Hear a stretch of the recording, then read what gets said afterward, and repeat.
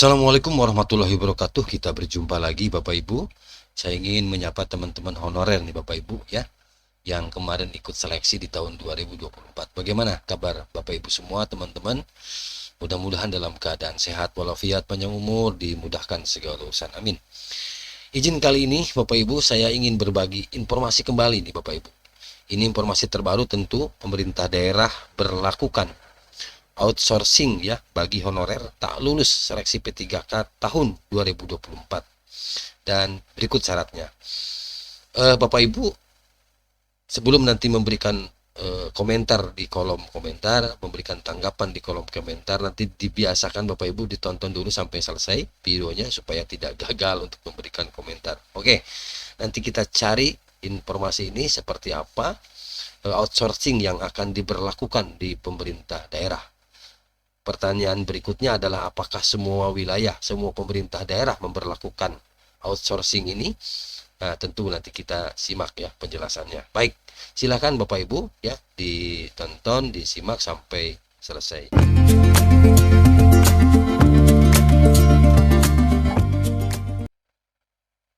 Kita lanjutkan ya Bapak Ibu. Pemerintah daerah, Pemda, memberlakukan outsourcing bagi honorer tak lulus seleksi P3K di tahun 2024. Saya lansir ini dari lengkongayobandung.com ya Bapak Ibu. Nasib honorer yang tidak lulus ya seleksi di tahap 2 tahun 2020 masih dipertanyakan, mengingat Kementerian Pendayagunaan Aparatur Negara Reformasi Birokrasi Menparebe resmi menginstruksikan tidak ada perpanjangan kontrak honorer pemerintah daerah di tahun 2025 ya Bapak Ibu, karena ini memang seiring dengan adanya perintah atau instruksi dari undang-undang tidak ada lagi honor di tahun 2025. Makanya tidak ada instruksi menginstruksikan, Menpan RB menginstruksikan tidak ada perpanjangan kontrak ya untuk honorer ya di tahun 2025. Nah, outsourcing ini menjadi wacana ya, menjadi wacana solusi yang diambil pemerintah daerah untuk tetap mengakomodir honorer yang dinyatakan gagal dalam seleksi P3K tahun 2024. Gitu Bapak Ibu. Jadi ini sedang dibicarakan ya terkait dengan outsourcing sebagai solusi yang akan diambil oleh pemerintah daerah. Nah, sebagai informasi, honorer R2 dan R3 ini terus mempertanyakan kejelasan status kepegawaian setelah dinyatakan tidak lulus ya seleksi P3K tahap 2. Terlebih BKN menjelaskan bahwa honorer yang terdaftar BKN lebih diutamakan untuk terakomodir ke dalam optimalisasi formasi. Jadi masih ada harapan tentu bagi teman-teman yang terdaftar di database BKN ya Bapak Ibu. Nah, diketahui seleksi P3K tahap 2 diperuntukkan bagi beberapa kategori honorer berikut. Nah, untuk tahap 2 ini ya Bapak Ibu, yang kemarin ini tahap 2. Pertama, database tenaga non ASN yang tidak terdaftar di database BKN tetapi aktif bekerja. Nah, jelas ya. Yang kedua, tenaga honorer atau non ASN guru lulusan PPG yang terdaftar pada pangkalan data kelulusan PPG di Kementerian Pendidikan Dasar Menengah. Oke. Kemudian guru sekolah swasta dan mendapatkan rekomendasi dari instansi tempat bekerja. Nah, itu boleh untuk daftar ikut tahap 2 kemarin ya. Kemudian guru sekolah swasta, oke.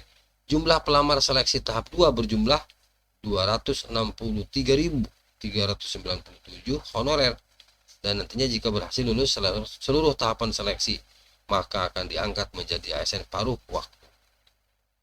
Itu Bapak Ibu ya. Nah, untuk sekarang seleksi P3K tahap 2 telah sampai di tahapan pengumuman pasca sanggah administrasi.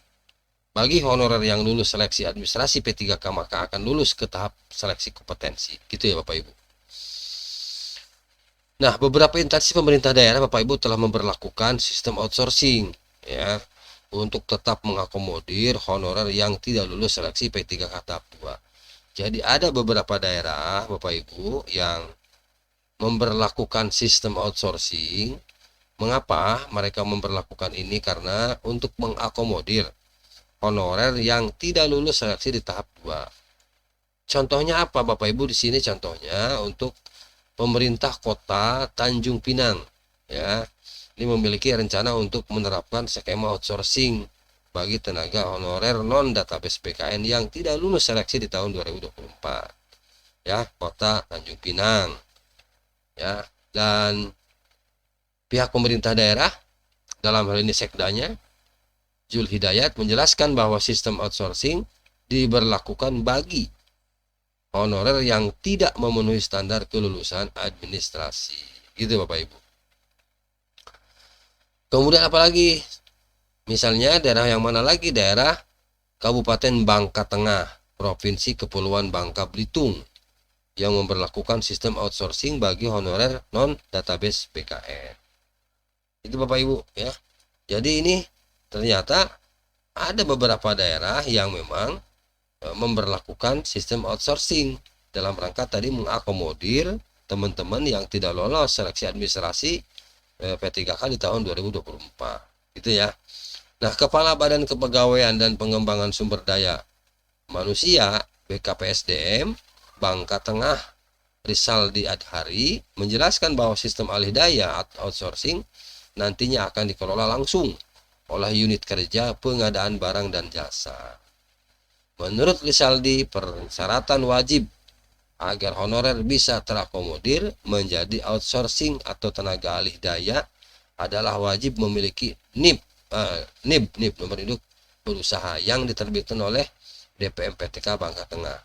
Nah, itu beberapa wilayah yang menerapkan alih daya outsourcing Bapak Ibu. Nah, itu Bapak Ibu informasi yang dapat saya bagikan ya terkait dengan ada wacana, ada rencana pemerintah daerah untuk memperlakukan outsourcing dan memang beberapa daerah sudah siap. Bagaimana di daerah Bapak dan Ibu? Apakah sudah ada sinyal-sinyal ya penyelesaian terkait dengan honorer? Ya, kita tunggu informasinya Bapak Ibu ya. Terima kasih, mudah-mudahan informasi singkat ini bermanfaat Bapak Ibu. Mudah-mudahan ya yang sekarang sedang diperjuangkan oleh teman-teman terkait perbaikan nasib dan status betul-betul bisa membuahkan hasil. Amin. Terima kasih. Assalamualaikum warahmatullahi wabarakatuh.